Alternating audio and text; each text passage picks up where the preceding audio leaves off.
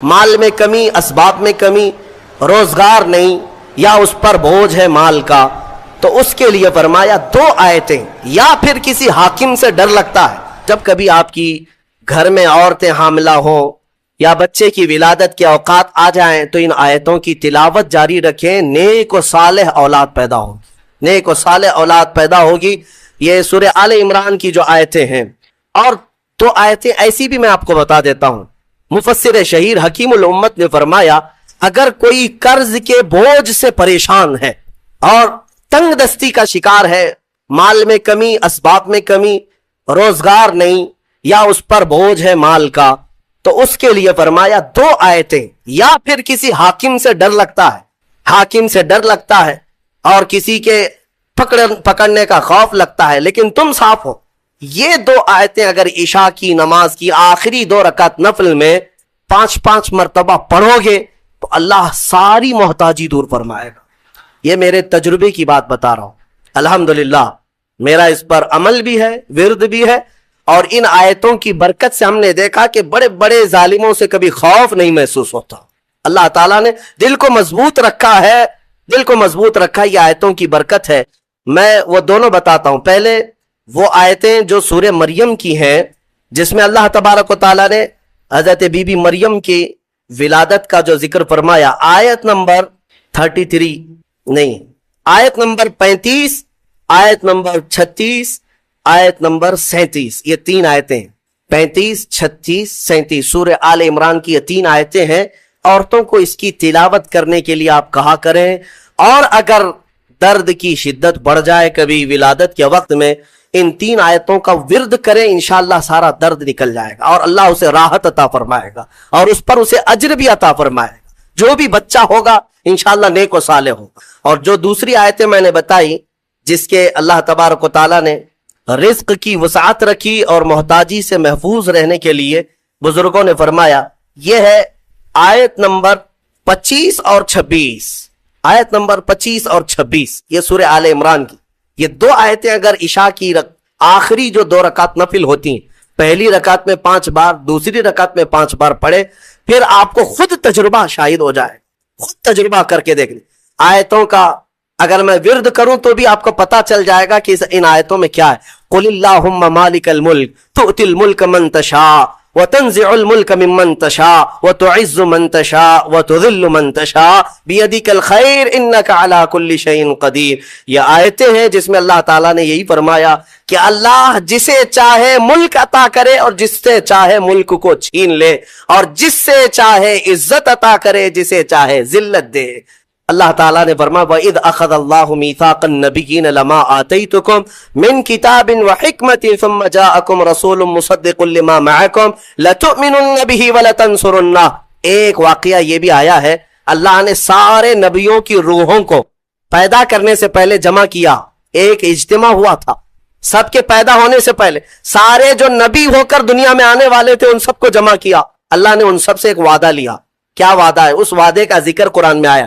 اللہ تعالیٰ فرماتا ہے تم سب کے سب اس بات کا وعدہ کرو کہ دنیا میں جاؤ گے، اگر تمہارے زمانے میں میرا محبوب رسول آ گیا تو تم سب کے سب اس پر ایمان لاؤ گے۔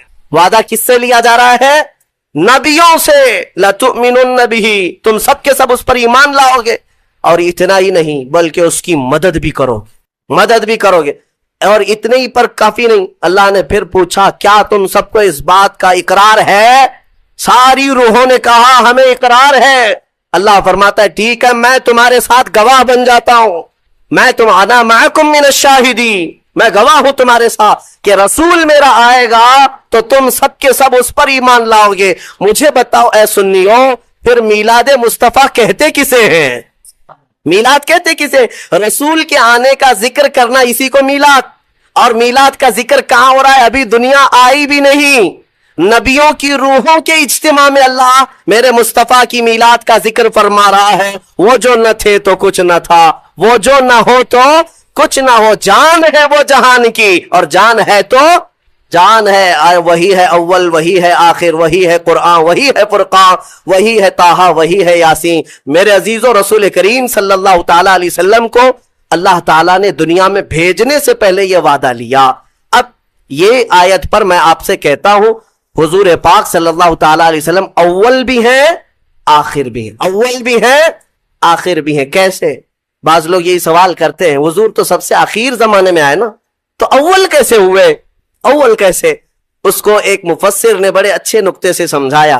بات ایسی ہے کہ زمین میں ایک بیج بو، زمین میں ایک بیج بو دیا آپ نے، بیج بویا، درخت نکلا، پودا نکلا، پودا بڑھتا ہوا درخت، درخت میں پتے آئے، پتوں سے پھر شاخیں، شاخوں سے پھر پھول، پھول سے پھر پھل، اور پھل کے اندر پھر کیا آیا؟ بیج آیا۔ بیج شروع میں بھی تھا، بیج سب سے آخر میں بھی تھا۔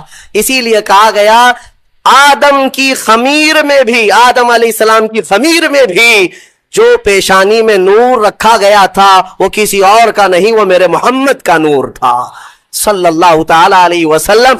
اعلیٰ حضرت فاضل بریلوی رضی اللہ تعالیٰ عنہ نے اسی لیے ہمیں یہ عقیدہ دیا ہے، وہی ہے اول، وہی ہے آخر، وہی ہے ظاہر، وہی ہے باطن، اسی کے جلوے اسی سے ملنے، اسی سے اس کی طرف گئے تھے۔ معراج کی شب میں کیا ہوا تھا؟ معراج کی شب میں حضور گئے تھے نا، اس کو اعلیٰ حضرت کیسے کہہ رہے ہیں؟ اسی کے جلوے اسی سے ملنے، اسی سے اس کی طرف گئے تھے۔ وہی ہے اول، وہی ہے آخر، وہی ہے ظاہر، وہی ہے باطن۔ مولا کریم ہمیں ہمیشہ میرے مصطفیٰ کریم کے عاشقوں کی جماعت میں رکھے، اور ذکر مصطفیٰ کریم صلی اللہ تعالی علیہ وسلم آخری سانس تک مولا ہماری زبانوں پر جاری و ساری رکھے۔ دنیا میں چاہے کوئی بھی بیان ہو، ہم کو اللہ تعالیٰ اتنی توفیق عطا کرے کہ دم میں جب تک دم ہے ذکر ان کا سناتے جائیں گے۔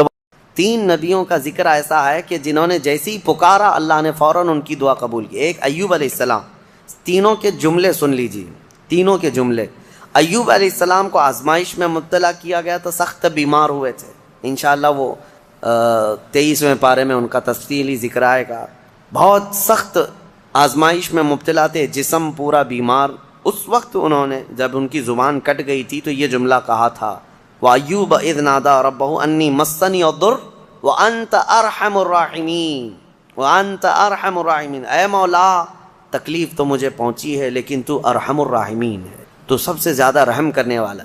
اس کے فوراً بعد اللہ فرماتا ہے فَاسْتَجَبْنَا لَهُ فَكَشَفْنَا مَا بِهِ مِن ضُرٍّ، ہم نے ایوب کی دعا سن لی اور جو انہیں تکلیف تھی فوراً اس کو ہم نے دور کر دیا۔ یہ ایوب علیہ السلام کی سن لی، ادھر یونس علیہ السلام کی سن لی۔ یونس علیہ السلام کا جملہ کیا تھا؟ لا الہ الا انت سبحانک انی کنت من الظالمین۔ اس کو اسم اعظم بھی کہا گیا ہے، بہت تیز دعائیں قبول ہوتی۔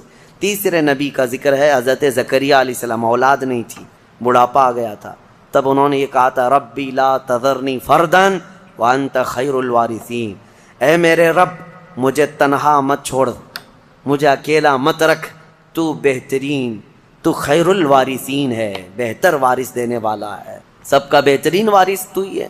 تو یہ دعا حضرت زکریا علیہ السلام کی اللہ کو پسند آئی، اے اللہ مجھے اکیلا مت چھوڑ، تو خیر الوارثین ہے۔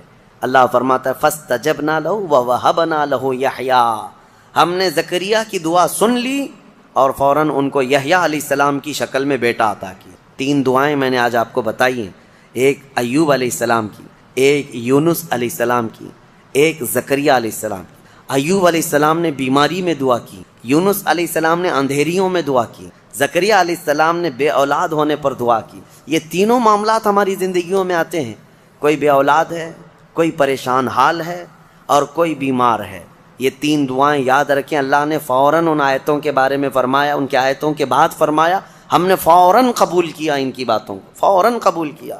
یقیناً اللہ تبارک و تعالیٰ آج بھی قبول کرنے والا ہے۔ اور ایک آیت اللہ تعالیٰ نے اس بارے میں ارشاد فرمائی، مولا کریم فرماتا ہے کہ یہ سب نبیوں کے ذکر کے بعد یہ سورہ جہاں ختم ہونے کو آیا، آخر میں جہاں سورہ ختم ہونے کو آیا، اخیر سورہ میں رب تبارک و تعالیٰ آخری نبی کے بارے میں فرماتا ہے وما ارسلناک الا رحمتا للعالمین، محبوب ہم نے آپ کو سارے جہانوں کی رحمت بنا کر بھیجا ہے، رحمت بنا کر بھیجا ہے۔ رحمت کا مطلب کیا ہے؟ رحمت جس کے ذریعے سے خوشیاں ملے، جس کے ذریعے سے مشکلات حل ہوں، جس کے ذریعے سے اللہ تعالیٰ تمہاری مصیبتوں کو دور کرے، وہ رحمت ہے۔ ماں بیٹے کے لیے رحمت ہے، باپ بیٹے کے لیے رحمت ہے، یہ سب رحمتیں ہیں۔ اور اللہ تعالیٰ کی سب سے بڑی رحمت اس دنیا میں کوئی ہے تو وہ محمد الرسول اللہ کی ذات صلی اللہ علیہ وسلم، وہ سب کے لیے رحمت ہے۔ وہ سب کے لیے رحمت. حتیٰ کہ آپ کو میں بتاؤں زمین و آسمان اس بارے میں لڑائیاں کرتے ہیں. زمین اور آسمان اعلیٰ حضرت نے اس کو اپنے نعت میں لکھا ہے، خم ہو گئی پشت فلک استان زمین سے. یعنی آسمان بہت اپنی ڈینگیں یعنی اپنی بڑائیاں بتا رہا تھا کہ مجھ میں چاند ہے، مجھ میں ستارے ہیں، مجھ میں سورج ہے، یہ سارے بڑے بڑے سٹار آسمان اپنے اندر رکھتا ہے. تو زمین نے ایک ہی تانا دیا تھا، ایک تانا دیا تھا. اعلیٰ حضرت فرماتے ہیں خم ہو گئی پشت فلک، یعنی آسمان کی پیٹھ جھک گئی اس تانے زمین سے، زمین کے اس تانے کو سن کر. خم ہو گئی پشت فلک اس تانے زمین سے، سن ہم پہ وہ سرور دو عالم ہے، وہ رتبہ ہے ہمارا. ہمارے اوپر تو چاند سورج ستارے جس سے فیض پاتے ہیں وہ محمد الرسول اللہ زمین میں ہے. میرے عزیزو آپ کو میں بتاؤں رسول پاک صلی اللہ تعالیٰ علیہ وسلم ملائکہ کے لیے رحمت ہیں کہ نہیں؟ میں آپ سے کچھ سوالات کر رہا ہوں. اور اللہ کے کئی عالم ہیں، عالم یعنی کئی دنیا ہیں، کئی جہاں ہیں. ہاں وہ ہر عالم کے لیے ہیں رحمت ہیں. وہ ملائکہ کے لیے رحمت ہیں، جنات کے لیے رحمت ہیں، نباتات کے لیے رحمت ہیں. جتنے اللہ تعالیٰ کی مخلوقات ہیں سب کے لیے کیا ہے میرے مصطفیٰ؟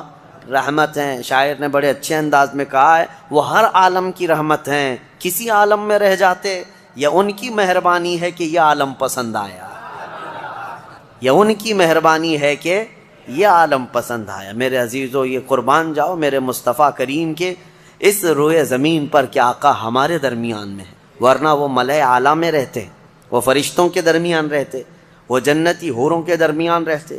لیکن مولا رسول کریم صلی اللہ تعالیٰ علیہ وسلم کو ہمارے درمیان میں رکھا. یہ حضور کی اپنی پسند تھی اپنی امت کے ساتھ رہنے.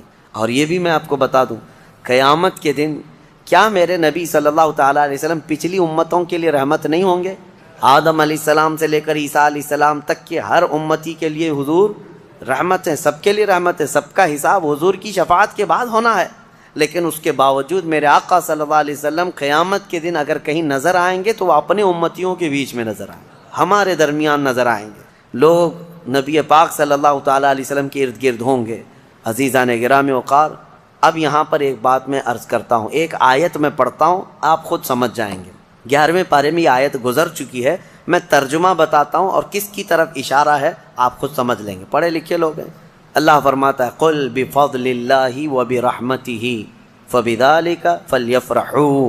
یہ آیت کا ایک حصہ میں نے تلاوت کیا. اے محبوب آپ فرما دیں، آیت کا ترجمہ میں کر رہا ہوں، آپ فرما دیں کہ جب اللہ کا فضل تمہیں ملے، لوگوں کو اللہ کا فضل ملے یا اللہ کی رحمت آئے تو خوب خوشیاں مناؤ.